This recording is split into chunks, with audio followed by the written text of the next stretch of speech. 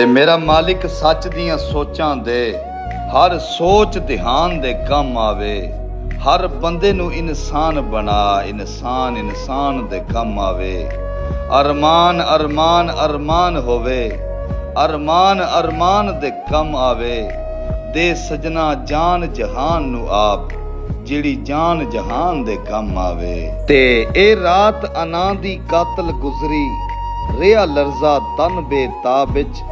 ਜਿਵੇਂ ਕੋਈ ਸ਼ਹਿਜ਼ਾਦਾ ਖੁਸ਼ੀਆਂ ਦਾ, ਫਸੇ ਜ਼ੁਲਮ ਦੀ ਕਈ ਗਿਰਦਾਬ ਵਿੱਚ।